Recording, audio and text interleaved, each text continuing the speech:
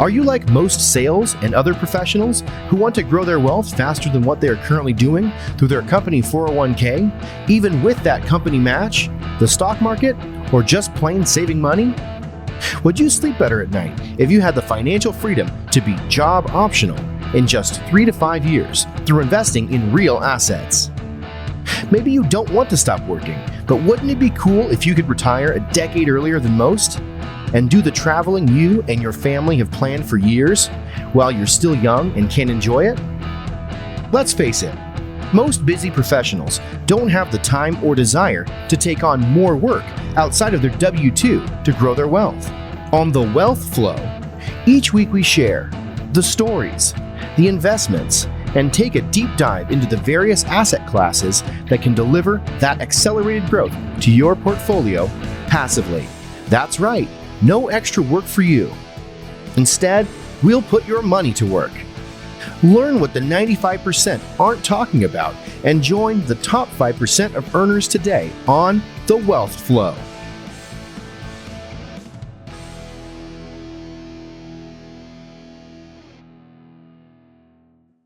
All right, welcome to The Wealth Flow. My guest today is Brian Biscoe. He is the founder of Streamline Capital Group and a full-time apartment investor with ownership interests in over 1,500 units, totaling over $140 million in assets. He is a multifamily coach and mentor and the director of the multifamily education community, the Tribe of Titans, and the host of the Diary of an Apartment Investor podcast. He is also he's retired from the U.S. Marines after 20 years of service. So, Brian, welcome to the show. Thanks a lot, Keith. Appreciate your time. Thanks for having me. Yeah, appreciate you being on, and can't wait to dive into your story. If we could maybe start, though, with kind of where you grew up and what eventually led you into real estate.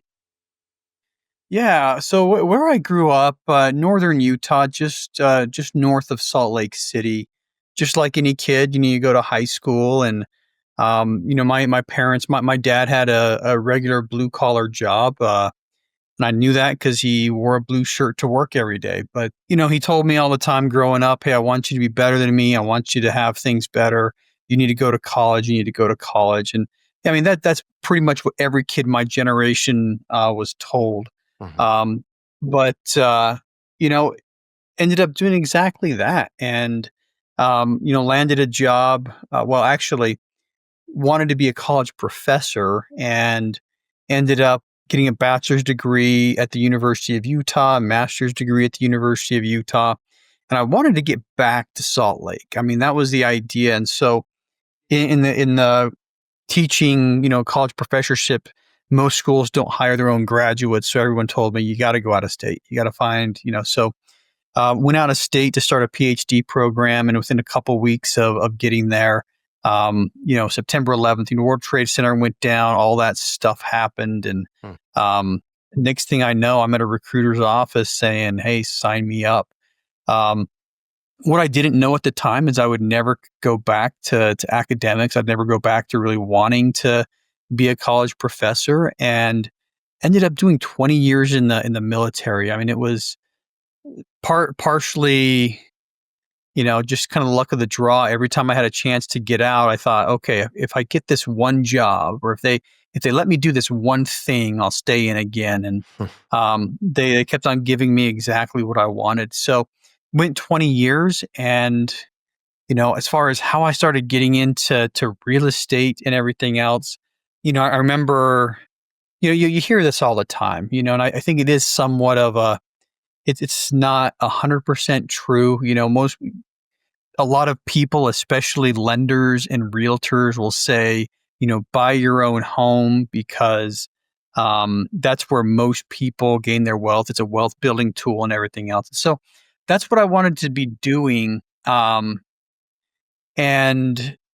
with the military lifestyle, it was kind of hard to do. So ended up deciding to buy houses. Every time I moved, the plan was to buy a house and then live in it as long as we lived in a certain area.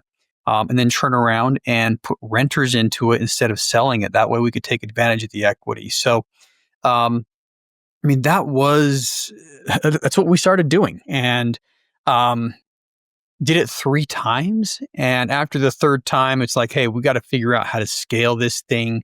We had, a couple of properties. Two of the 3 properties had 6 figures in equity. The third one, at the time we had just bought it, and so we were thinking, how can we scale this? How can we do this and either more frequently or, buy more at a time or whatever. And I ended up landing on apartments and deciding, the way to scale single family homes was actually to not do single family homes and jump into multifamily. So, in a nutshell, that's kind of how I decided to get into multifamily and start doing apartment investing. And so a couple of years before I was eligible to retire from the Marines, I joined a coaching program. I really wanted to, retire from the Marine Corps and, never look back. Not really. I honestly didn't want to ever get another job. Call me crazy. But so 2 to 3 years out of my retirement eligibility, I got into a coaching program. And for the last 2.5 years, while I was active duty, I was essentially working 2 full-time jobs, going to the Pentagon every day, punching in, punching out. And, as soon as I was walking out of the building, my flipped a switch in the back of my head and, started doing real estate stuff. So, I mean, that's long story short, how I got to where I'm at right now. So, Yeah, that's interesting. If you don't mind, what coaching program was it, or if you feel like you want to share? yeah, I'm happy sharing. It was the Michael Blanc coaching program. I was a fan of his podcast, and Mm-hmm. I really didn't know anything else existed at the time. And I mean, it was just like, all right, I'm glad I did it. I Mm-hmm. think I've done a lot of other coaching type of things since. Just earlier this week, I picked up a podcast performance coach, and we're going to spend 6 weeks together fine tuning my podcast. And, I've had business coaches. That was the first time I spent. So Michael Blanc, that was the first time I spent a ton of money on coaching itself. And it made me realize there's something to coaching, and, For sure. um, Yeah. yeah, it really accelerates your success. It makes things easier. You still have to do a lot of work. I mean, it doesn't remove the work. I wish it did, but it definitely makes you more efficient and helps you to get from A to B a lot faster. Okay. And so you went through the coaching program. Then tell me about buying your first one, or partnering on your first one. Is this a deal that you found? Was it a deal that some other folks in the coaching class found and you were part of? Or Yeah.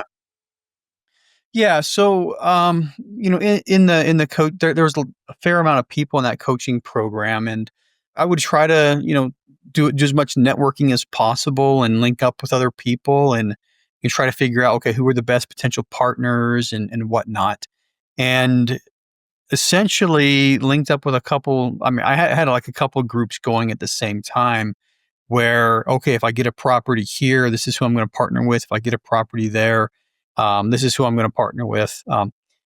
Probably not the most efficient way of doing things when I look back at it, but the first property I got under contract, and I was the one that was talking with the brokers, doing the underwriting, contract negotiation. It was in South Carolina, and that kind of linked me up with the guys that in South Carolina that I said that you would partner with, and we ended up doing 9 or 10 different properties together.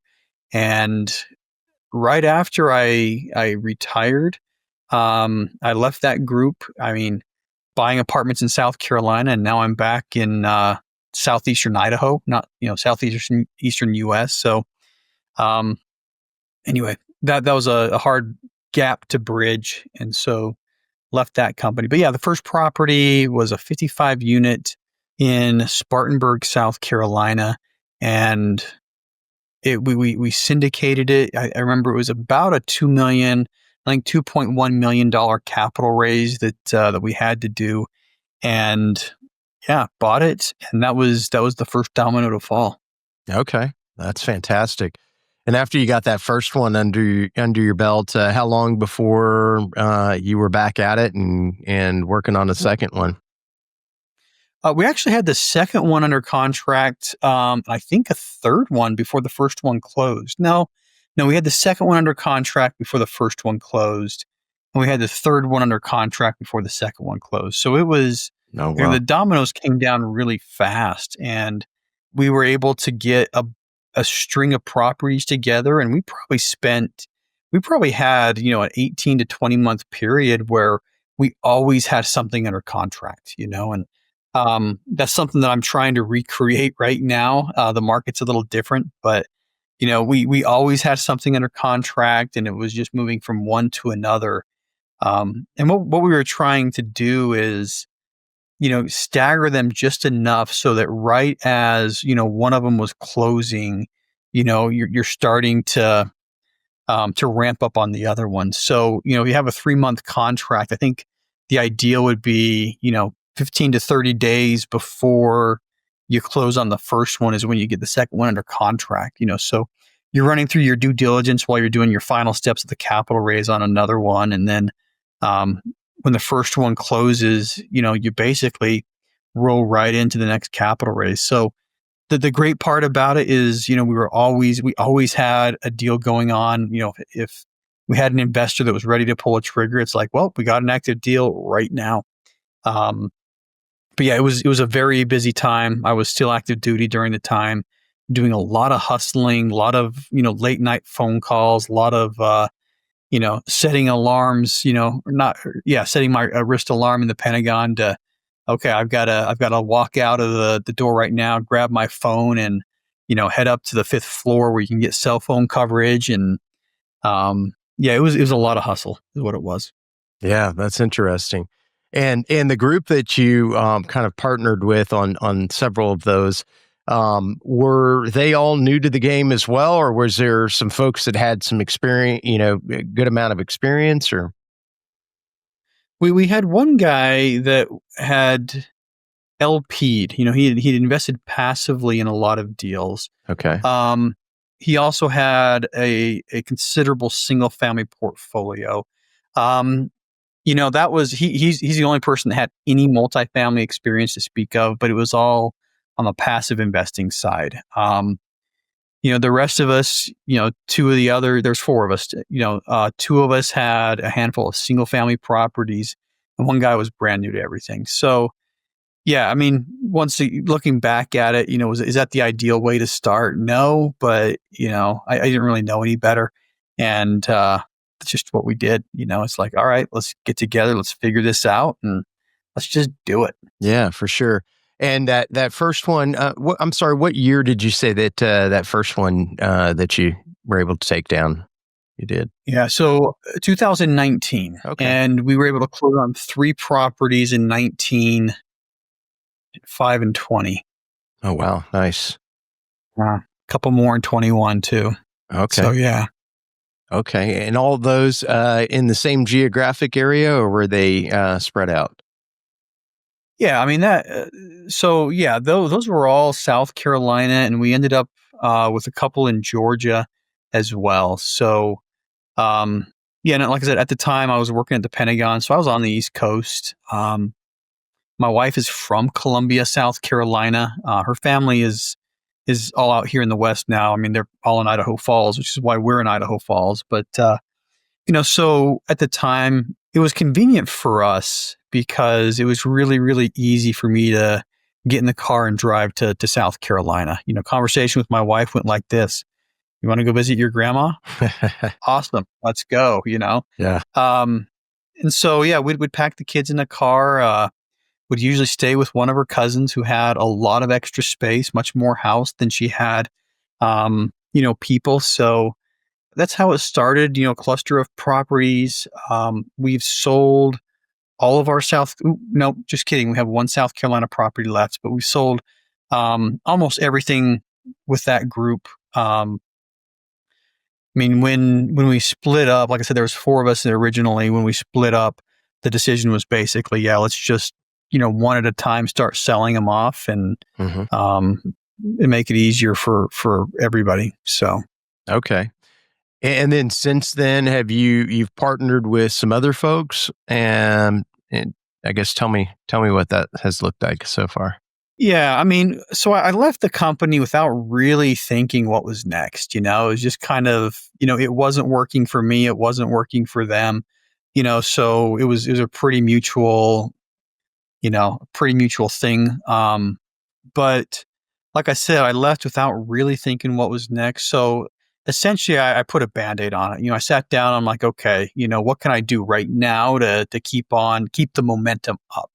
It's very much a momentum game, and so I started coming in as a co-GP on a lot of deals, which basically means my got to be careful, and it's not my primary role, but one of the main roles that I was filling was raising capital for other people, right? So Yeah. um, easy to do. I mean, there wasn't a lot of pressure as far as finding the deals, getting them under contract, and I could just focus on one thing. So after doing that a couple of times, I started thinking, okay, what do I really want to do? And the answer was I wanted to get back in the driver's seat.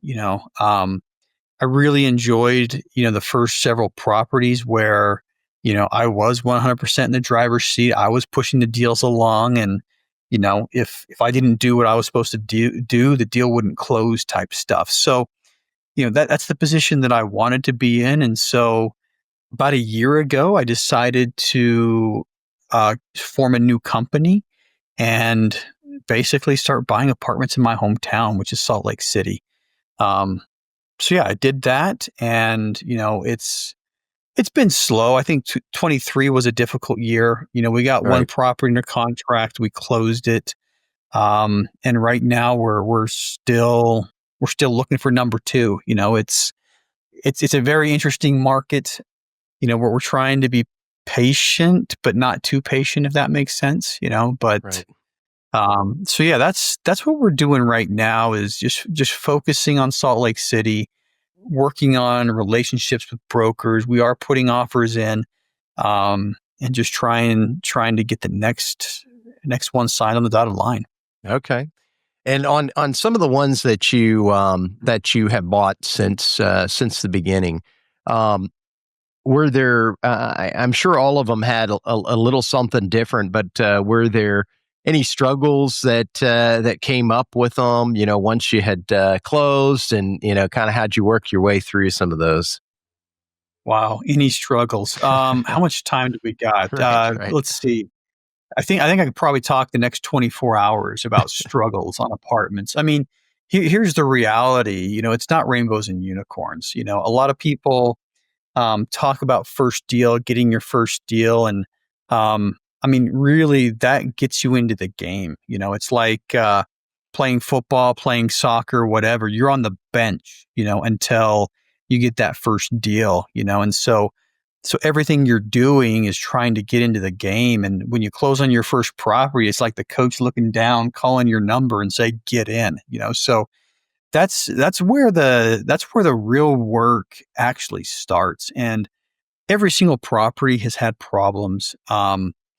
But the way you make money in apartment investing is you solve problems, and the bigger the problem you can solve, the more money you can make, and for example, on our recent acquisition in Salt Lake City, when we did our due diligence, Salt Lake is a growing city. A lot of bigger cities have problems, especially with homeless right now. And I mean, Salt Lake's no different. But there's a food pantry around the corner from this one, and um, right around the food pantry hours, we would just have clumps and clumps and clumps of homeless people on our block. It's a really pretty block, shade trees, and um, so when we looked at that, I mean, we started realizing that a lot of the tenants or a lot of people were kind of scared off by that. A lot of would be renters. And when we started looking at the rental amounts, all the properties on this block were a couple $100 below what was on everywhere else, So that's something that, I looked at and I'm like, yeah, we can solve that. Yeah, I mean, that's not too difficult. Yeah. And so we got in and we hired some security, and not only did we hire security, but we went to the buildings next to us and said, hey, look, we hired this security guard a couple of weeks ago. Have you noticed any improvement? Well, yeah, we have actually. Cool. Why don't we work together and, we'll extend the coverage. And so, in the last 2 months that we've owned it, we've gotten 6 other apartments to, cost share with us. And so we've been able to extend the hours. We've been able to bring in a lot of night security patrols. And, essentially what we're doing is cleaning up the block, and Yeah. like I said, it's a problem. I wish I could solve homelessness. That's not something that I got in my ability to do right now. But in this case, what I can solve is, making my property safe for the residents that live there. And I want them to be proud of where they live. I want them to be able to go out their front door without worrying. So, I mean, that's one of the problems that we were in the process of solving. And I mean, so far things have gone extremely well. Yeah, that's great. That's great. And I'm sorry, how big was that one? How many units?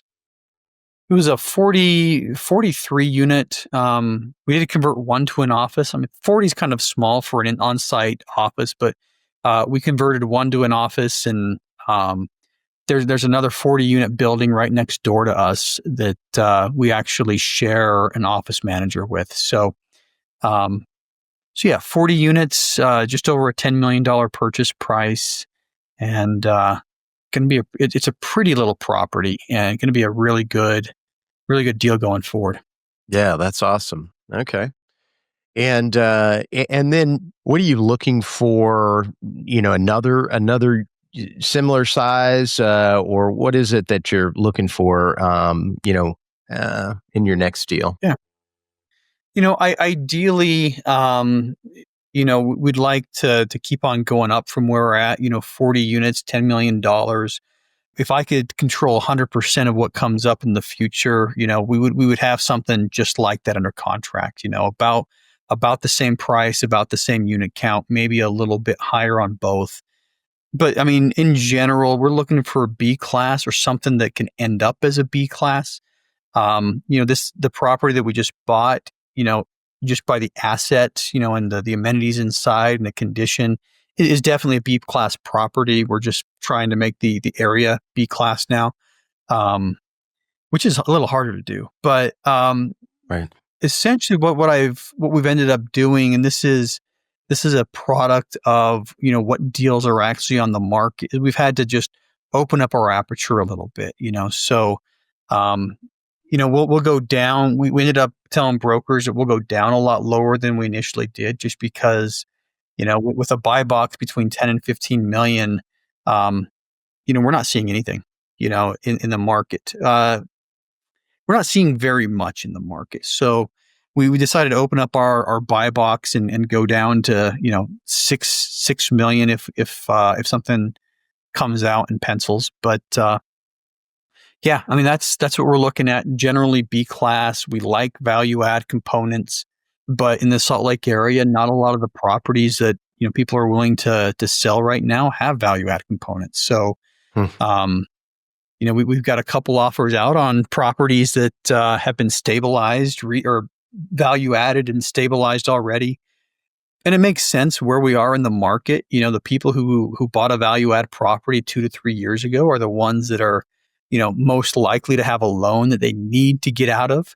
And, people who have properties that are good candidates for value adds right now are sitting on them because they're more likely to have, long-term lending in place, and they're more likely to, want to just wait until they can get a better price for it.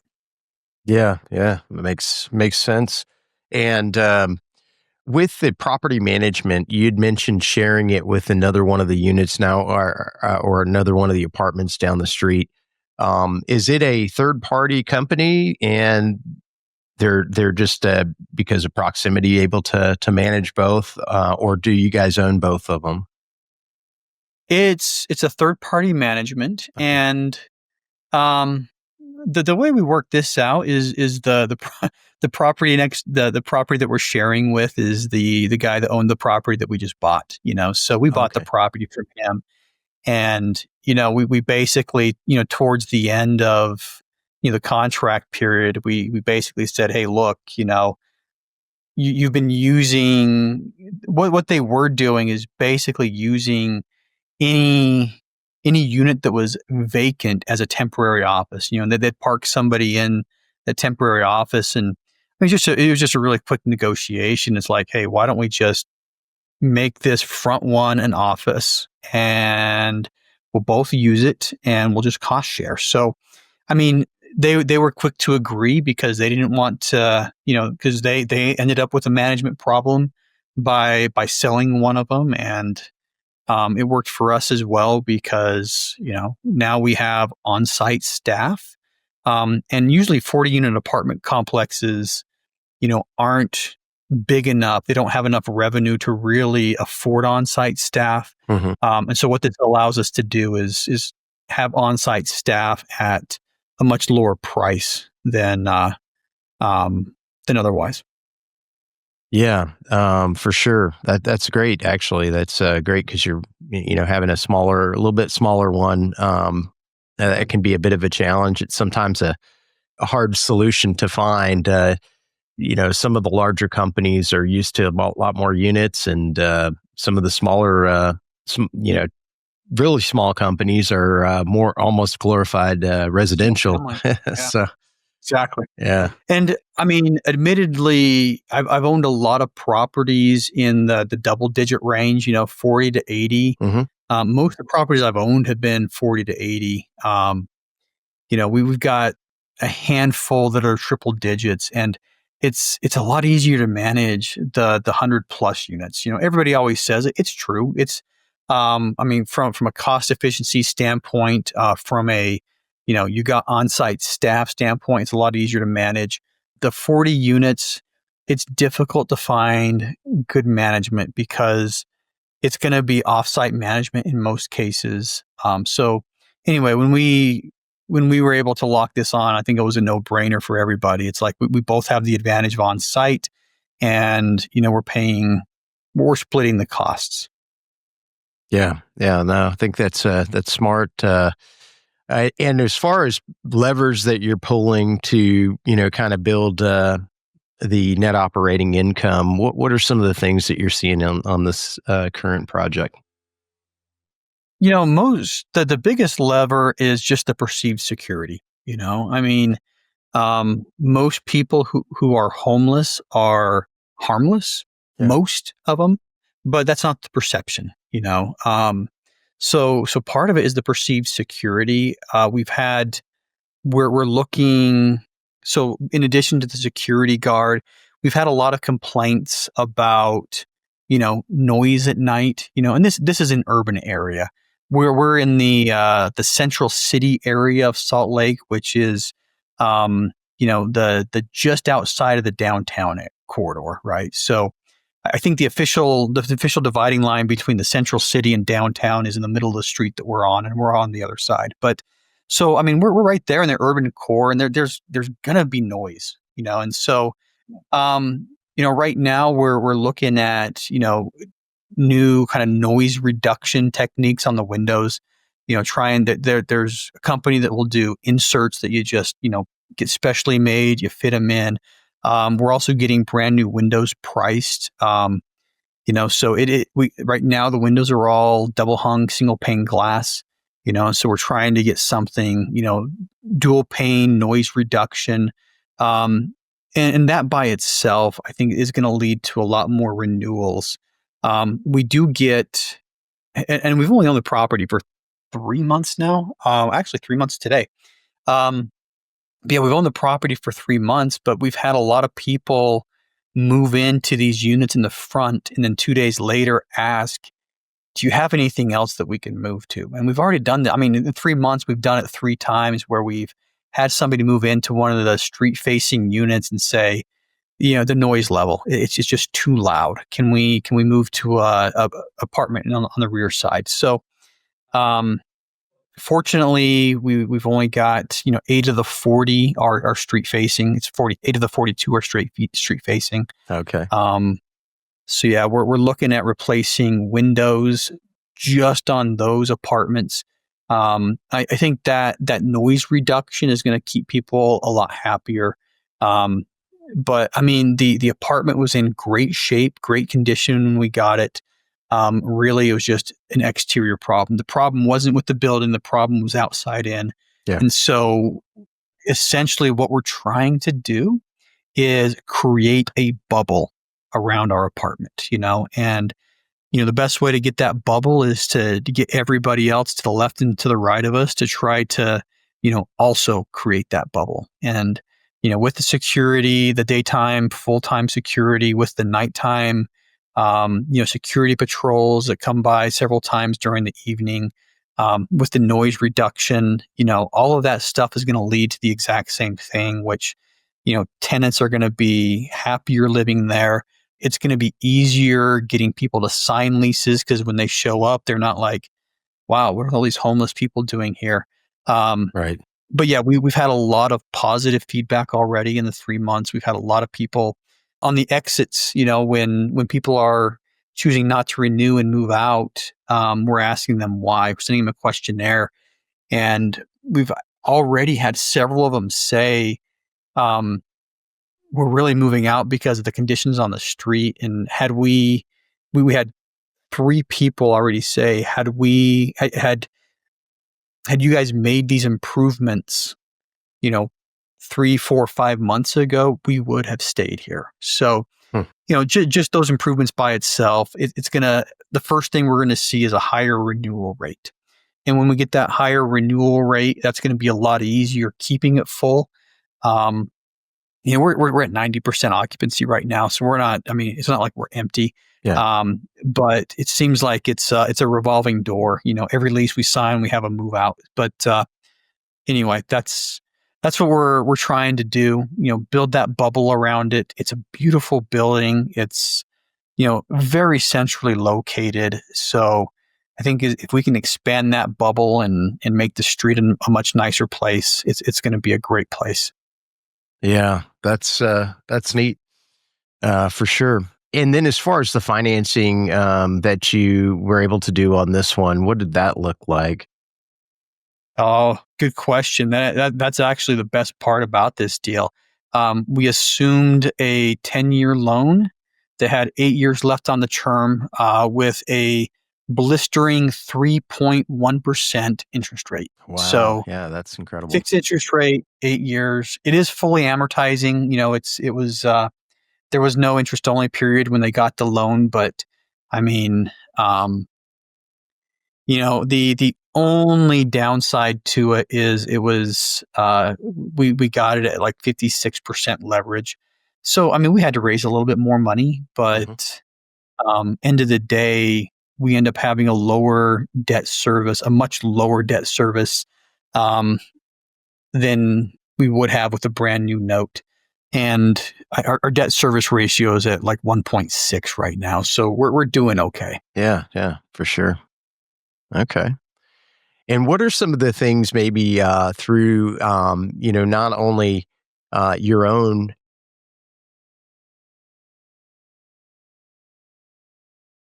Yeah.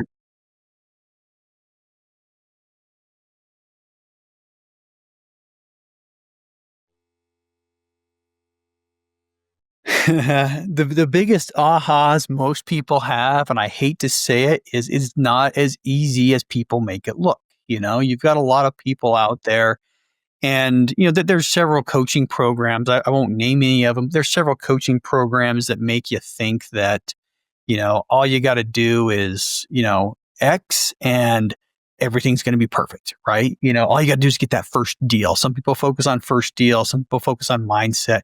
It's not that easy. And most people with the aha is like, oh my gosh, I never realized how hard it would be to raise money. Oh my gosh, I never realized how hard it would be to do this. So, I mean, my goal is with my coaching program, maybe this is the wrong way to do it, but it's working. Is just to help give people a healthy dose of reality. It's like, hey guys, this is not going to be easy. All right.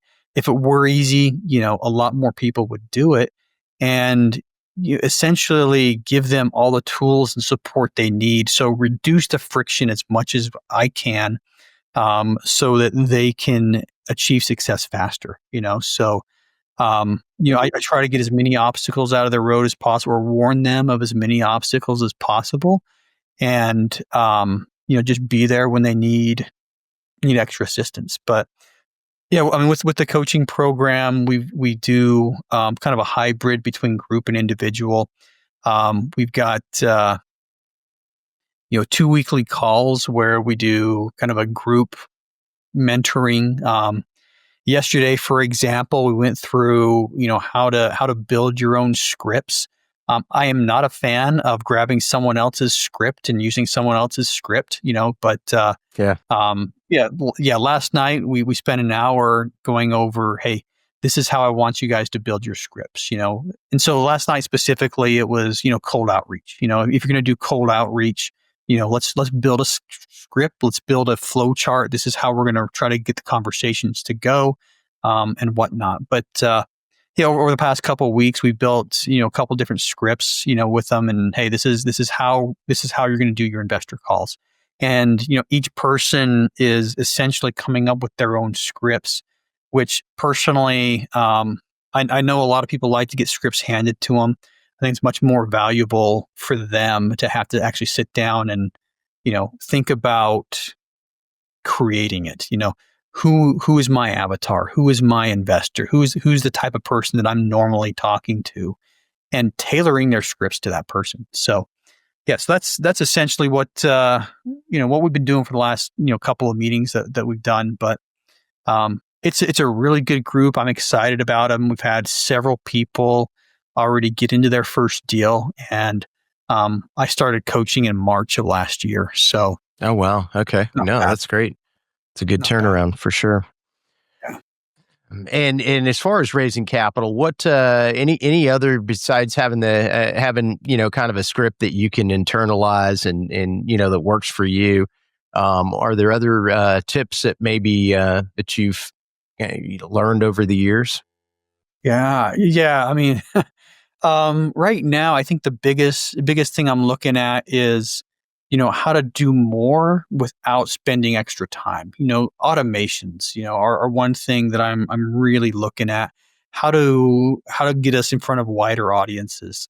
Mm-hmm. So, part of these scripts, we do cold outreach, and a lot of people in the, especially in like the multifamily LinkedIn industry are, oh my gosh, you do cold outreach. That is so inefficient. I mean, yeah, it is inefficient, but guess what? If I want to raise $10 million in the next 6 months, getting warm leads isn't going to get me there. Right. So, right. So we're doing everything we can to put automations in where it makes sense so that we can spend time with, personal touch, so on LinkedIn, okay, there is one thing that is automated. It's the first message that goes out to people. All right. And I average about 100 connection requests per week, just organically from the content that I'm producing. And, it used to take me several hours to respond to everybody who hit that connect button. And that's what I started doing because, I realized there's so many people who are, if they're hitting the connect button with me on LinkedIn, it's because they like something that they've seen from me. Right. And so, that's a warm lead. That's exactly what a warm lead is. So what I have automated now, and I built my own scripts around it, but what I have automated is, when somebody connects with me, or hits that connect button, we're going to say yes, and there's an initial message that goes out to them that is automated. And, we do something similar with cold outreach. We spend time building the lists of people that we want to reach out to. and that first message is automated, because what we want to do is be able to spend, quality time with everybody, and that first outreach. I mean, nobody cares, right? I mean, Yeah. people care, but you know what I'm saying? Plus It's just something that we can do. Yeah. and it gives you just, I mean, if after that first one they're still responding, and then it Yeah. kind of lets you know it's a real potential one. So Yeah. And I mean, the scripts AI is not that good yet. Right. right. So, you can build the best script in the world, but if the other person doesn't have a copy of your script, the conversations can't be scripted. Right. And, um, So, like I said, what we're doing right now is trying to reach more people without sacrificing personal touch. Also, just put an ad. I sponsored the Idaho Falls Symphony. Um, just kind of, I met the director, and it sounded like a good idea. So, Yeah. we did the entire spring season. So that's going to be fun. See how that works out. But yeah, we're just working on how to get our message to more and more people, in front of more and more people. And like I said, without losing that personal touch. Yeah, makes sense. Brian, why don't you maybe tell some folks where they can find out more about you, about your podcast, and kind of go from there. And then I've got some other questions for you. All right, after that. Yeah. Three things I think, or three things that I'll put out there. Number one, the podcast, Diary of an Apartment Investor. It's really aimed at the people who are just starting out. Okay. It's aimed at the type of person that is contemplating coaching. Amazingly, since I have a coaching program, that was always designed to be a feeder going in. It just took me 3 years from starting the podcast to starting the coaching program. But Diary of an Apartment Investor podcast, we're on YouTube. You can follow us on social media. We're most active on Instagram with the podcast. And then the second thing, the coaching program is under the umbrella, the Tribe of Titans. And, we've got two websites for that one. One is an external one. One is where you get all the content. But we have thetribeoftitans.info and thetribeoftitans.com. And then the company website, streamlinecapitalgroup.com. So those are the three places to get, information about what we do, or to, passively look at what we're doing. If you want to connect with LinkedIn, guess what? You're going to get the first automated message. And then, we'll be running conversations from there. Yeah. Okay. Sounds good. And then I got a couple of questions that I ask every guest. And one of them, Brian, is any advice that you would give somebody, and obviously having a coaching program is I'm sure there'll be some good advice coming from you, but if somebody that's maybe just starting out in their investment career or journey, what advice could you give them? Get a coach, find somebody who's done it. Mhm. This isn't like learning to roller skate, where you put skates on and you just go. It's a lot more complicated than that. But yeah, get a coach, get a mentor, find somebody, whether it's a paid deal or whether it's, something else you've worked out. But I think the biggest thing that helps most people get into this is finding somebody that can help them and steer them clear of all the obstacles. And I don't just say that because I have a coaching program. Yeah, in the last 14 months, I spent almost $100,000 on different coaching programs for myself. So, I do put my money where my mouth is as far as that goes. Yeah, yeah, I think it's great advice. It's one of those things that just kind of can accelerate your success in whatever it is that you choose to get a coach for. So, Yeah. how about any book recommendations? Anything doesn't necessarily have to be real estate; it can be, but just anything that you've read recently that's been impactful. The most impactful book that I've ever read, and the one that I've actually read the most, is the Book of Mormon. Oh, really? Okay, yeah. Yeah, religious text. It's about Jesus Christ and how to come closer to Him. So I've probably read it cover to cover, 20 to 30 times in my life. I lost count a long time ago. And it's one that I poke into almost every day. Yeah, that's great. Okay. Well, and it's the first time we've had that recommendation on the show. So appreciate it, Yeah. Brian. Brian, I've enjoyed our time together. And I want to thank you for your service as well. And just thank you for everything that you've brought to the Wealth Flow today. Absolutely. Yeah. Hopefully I can help people, create their own wealth flow from here. And that's my goal in a lot of ways, with passive investors, with people who come into the coaching program. Let's help you with your wealth flow, help you to do it better, and help you to do it with multifamily. Yeah, absolutely. All right, Brian, thank you so much. Being that you're still here, I trust you found value in this episode. I personally wish I would have known these guests and strategies when I started my wealth creation journey. Go to wealthflow.capital to subscribe to our newsletter. And as a free gift, we will send you our quarterly market report and the top 10 things to look for in an investment opportunity. Take a minute to give our show a rating and review. Help us reach 1 million professionals by subscribing and sharing this episode with someone you know who could also find value in it.